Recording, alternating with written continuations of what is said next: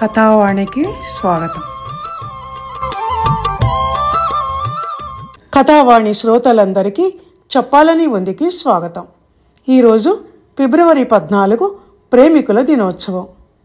ఈ Valentine's day సందర్భంగా అందరికీ, ప్రత్యేకంగా యువతకు శుభాకాంక్షలు తెలియజేస్తూ తెలుగు సినిమాల్లో ప్రేమ అనే ఒక ప్రత్యేక వీడియోని సమర్పించబోతున్నాను. ఎప్పుడూ సీరియస్ టాపిక్లు, సందేశాత్మక సబ్జెక్టులే కాకుండా మధ్య మధ్య ఇలా సరదాగా మాట్లాడుకుంటే ఆట విడుపుగా ఉంటుంది కదా, అందుకని ఈ చిన్న వీడియోని తయారు చేశాను. ఇంకా ఆలస్యం చేయకుండా సబ్జెక్టులోకి వెళ్దాం. ప్రేమ 2 అక్షరాల ప్రేమ అయినా 2 జీవితాలతో ముడివేసుకున్నంత పెద్దది, 2 జీవిత కాలాలంతా సుదీర్ఘమైనది. ప్రేమ లేనిది మనిషి లేడు, ప్రేమ లేనిది జీవితం లేదు, ప్రేమ లేనిది ఈ సృష్టే లేదు.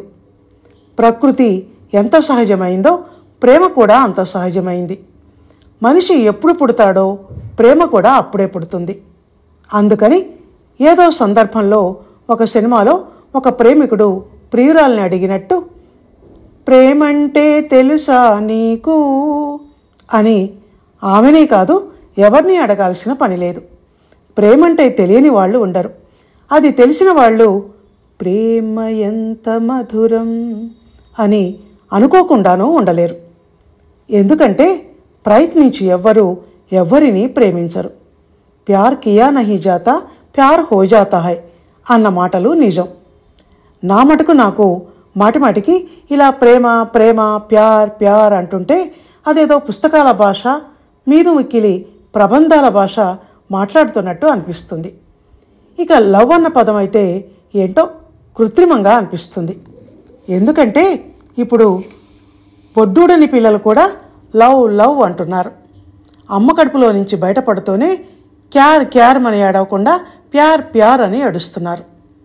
ఇంతకుముందు సినిమాల ప్రభావం ఒక్కటే ఉండేది. ఇప్పుడు ఫేస్బుక్లు, ఇన్స్టాగ్రాములు వచ్చాక లవ్ లవ్ అన్న మాటలు కుర్రకారు నోట ఊతపదాల్లా పదే పదే వినిపిస్తున్నాయి. ఒక్కోసారి నాకు దీనికన్నా సహజత్వం ఉట్టిపడే పదం మరొకటి లేదా అని అనిపిస్తూ ఉంటుంది. నాకులాగే ఒకనాటి ఒక సినిమా కవికి కూడా అలాగే అనిపించినట్టుంది. నువ్వంటే నాకిష్టం, నీ నవ్వంటే నాకిష్టం అని పాట రాశాడు. ఇష్టం, అబ్బా ఎంత బాగుంది ఈ పదం. మనల్ని ఇష్టపడే మనిషి మనం ఎప్పుడూ నవ్వుతూ ఉండాలని కోరుకుంటాడు, లేకుంటే కోరుకుంటుంది. మన సుఖాన్ని, సంతోషాన్ని వాళ్ళు కాంక్షిస్తారు. ఇష్టమైన వాళ్ళని కలవాలని, మాట్లాడాలని, ముట్టుకోవాలని తహతహలాడిపోతారు. దూరమైతే విరహంతో, మళ్ళీ ఇది పుస్తక భాషే, అప్పుడు విరహము కూడా సుఖమే కాదా అని పాడాల్సి వస్తుంది. ఎందుకులేండి, దీని ఇక్కడితో వదిలేసి మనకు అలవాటైన మామూలు మాటల్లో మాట్లాడుకుందాం ఎంచక్క. ఇష్టమైనది ఏదైనా మాటల్లో వ్యక్తం చేయటానికి రాని ఒక మధురానుభూతిని, రుచిని కలిగిస్తుంది. నాలాగే మరెవరో ఒక జంటకు కూడా అలా అనిపించినట్టుంది. మాటల కందని భావాలు మంచి మనసులు చెబుతాయి, మనసుల కందని భావాలు కంటి పాపలే చెబుతాయి అని. అది అసలు ప్రేమంటే. ఎంతసేపు ఐ లవ్ యూ అని ప్రేమ పక్షులు కాస్త కరెంటు తీగల మీద వాలిన కాకుల్లా కావు కావు అని అరవటం కాదు ప్రేమంటే. అందమైన మూతి బిగింపు, అర్థవంతమైన క్రీగంటి చూపు, ఒక చిలిపి చిరునవ్వు, బుగ్గల్లో నునుసిగ్గు, ఇలాంటివి ఎన్నో ప్రేమ సందేశాలను అవతల వారికి అందంగా, అతి సున్నితంగా, ప్రతీకాత్మకంగా, సందేశాత్మకంగా చేరవేయగలవు. ఇక మీరేమి అనుకోనంటే ఒక మాట, కన్ను కొట్టడం మాత్రం నా దృష్టిలో ఈ కోవలోకి చేరదు. అది ఒక రౌడీ చర్యల చిల్లరగా ఉంటుంది. ఆ మధ్య ఏదో సినిమాలో ప్రియా అనే ఒక అమ్మాయి అందంగా ప్రియుడికి కన్ను కొట్టిందంటూ ఆ వీడియో పెద్ద వైరల్ అయింది. నాకైతే అందులో లేఖితనం తప్ప అందం ఏముందో అర్థం కాక అసహ్యం పుట్టింది. ఎంతైనా ప్రేమలను పాత సినిమాల్లోనే చూడాలండి. సావిత్రి లాంటి మహానటులు కళ్ళతోనే ఎన్ని ఊసులు చెప్పేవాళ్ళు. 2 అడుగుల దూరంలో హీరో హీరోయిన్ని నిల్చోబెట్టి దేవదాసు పార్వతి లాంటి అద్భుత ప్రేమ కథలను తీశారు అప్పటి సినిమా డైరెక్టర్లు. తొలి ప్రేమలు, మధుర ప్రేమలు, భగ్న ప్రేమలు, అమర ప్రేమలు అంటూ ప్రేమలో ఎన్ని రకాలు ఉండేవని. భగ్న ప్రేమికుడిగా అప్పుడెప్పుడో మన తెలుగు హీరో నాగేశ్వరరావు వేసిన వేషం భగ్న ప్రేమికులందరికీ ఆ తర్వాత ఒక రోల్ మోడల్ అయి కూర్చుంది. ఎంతగా అంటే భగ్న ప్రేమికులను దేవదాసు అని పిలిచేటంతగా. ప్రేమలో ఫెయిల్ అయిన మగవాళ్ళందరూ అప్పటినుంచి జగమే మాయా బ్రతుకే మాయా వేదాలలో సార వింతేనయా ఈ వింతేనయా అంటూ భుజాన శాల్వా, చేతిలో విస్కీ సీసా ఉంటే పక్కన ఒక కుక్కను పెట్టుకొని నిషా కళ్ళతో దేవదాసు పోజ్ ఇవ్వటం అప్పట్లో ఒక ట్రెండ్ అయిపోయింది. కానీ ఇప్పుడేంటో ప్రేమలన్నీ 3 నాళ్ల ముచ్చటే అయిపోతున్నాయి.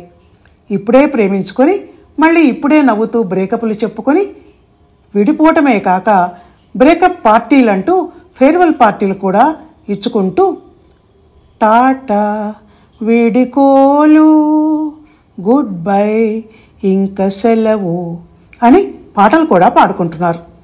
విచిత్రంగా ఉంది కదా. కుర్రకారుకు ఏదొచ్చినా తొందరే, హడావుడే. ఈరోజు ఈ వ్యాలంటైన్స్ డే సెలబ్రేషన్ను ఏ ఒక్కరోజో కాదుండోయ్, వారం రోజుల నుంచి వీక్లీ ప్రోగ్రాంలా జరుపుకుంటున్నారు. అందుకోసం వీళ్లకు రహస్య వసతులు కల్పించే క్లబ్బులు, హోటళ్లు కూడా ప్యాకేజీల పందాలో ఆఫర్లు కూడా ఇచ్చే ఉంటాయి. అలాంటి విషయాలన్నీ ప్రేమ అజ్ఞానులమైన మనకేం తెలుస్తాయి? ఒకరోజు రోజ్ డే అట, ఒకరోజు ప్రపోజ్ డే అట, మరొక రోజు హగ్ డే, మరొక రోజు కిస్ డే అట. కౌగిలింతలకు, ముద్దులకు కూడా ఒక రోజు ఏంటో మరీ విపరీతం కాకపోతే.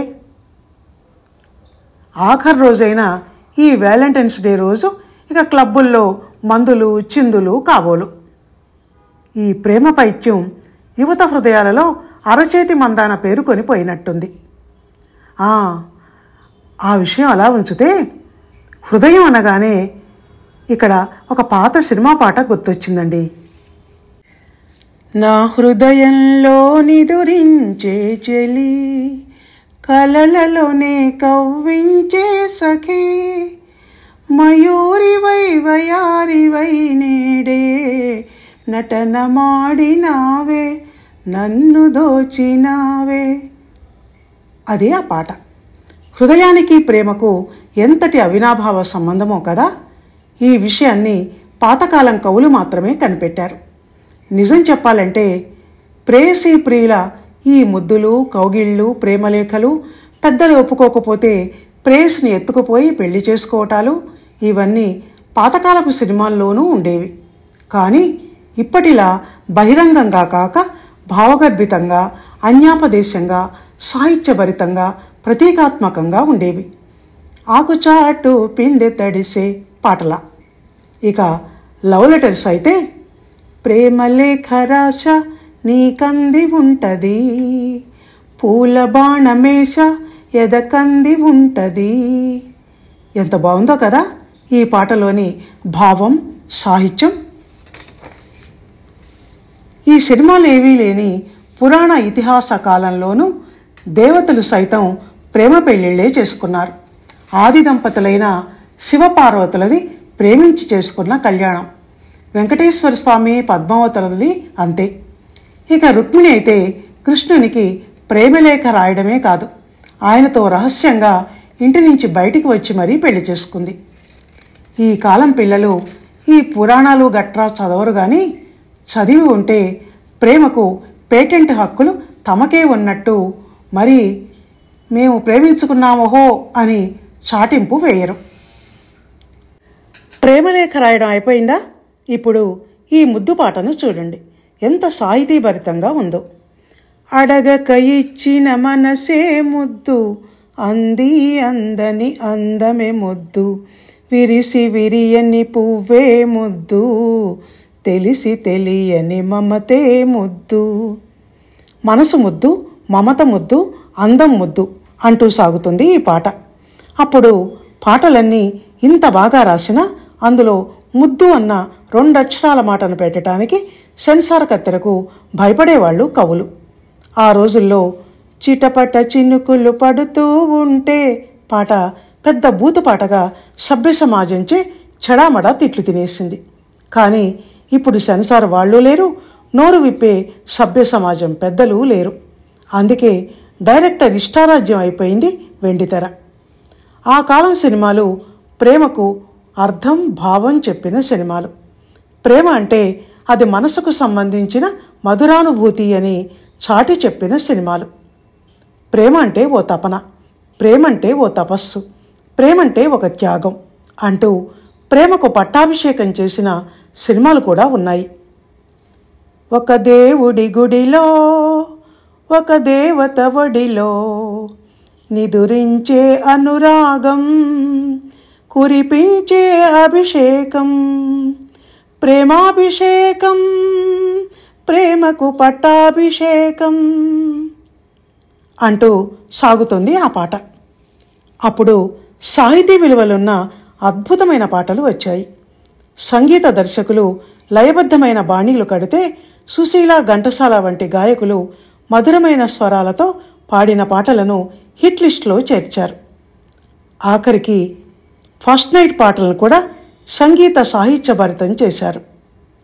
మధురం మధురం ఈ సమయం, మన జీవితమే ఆనందమయం, మధురం మధురం ఈ సమయం అని అంటూ నూతన దంపతులకు భవిష్యత్ జీవితాన్ని మధురంగా కళ్ళ ముందు సాక్షాత్కరింపచేశారు. ఎన్నో రాత్రులు వస్తాయి కానీ ఇది ఏ తొలిరేయి, ఎన్నో బంధాలున్నాయి కానీ ఇది శాశ్వతమోయి అంటూ దాంపత్య జీవితానికి అసలు అర్థం చెప్పారు. అంతేగాని సంసారం గుట్టు రట్టు చేస్తూ డన్లప్ పరుపుల మీద నటీనటులు పడి దొర్లటాన్ని నిర్లజ్జగా ప్రేక్షకుల కళ్ళ ముందు పరచలేదు. ఏ విషయం గురించైనా ఎవరికైనా మాట్లాడటానికి ముందు ఒక అవగాహన, అర్హత, హుందాతనం అంటూ ఉండాలి. ప్రేమ గురించి మాట్లాడటానికి, ప్రేమలో పడటానికి కూడా అంతే.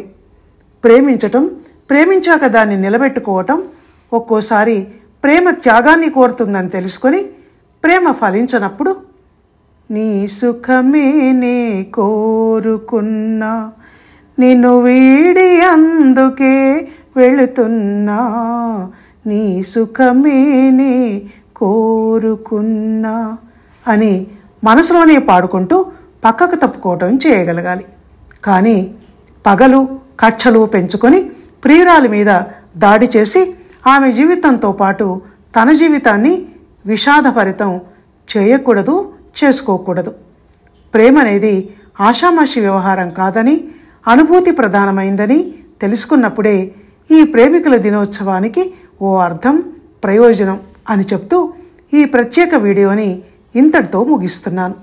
ఇంతవరకు ఎంతో ఆసక్తిగా ఈ వీడియోని విన్నా, నాతో గొంతు కలిపి పాటలు పాడిన అందరికీ ధన్యవాదాలు తెలియజేస్తూ ముగిస్తున్నాను.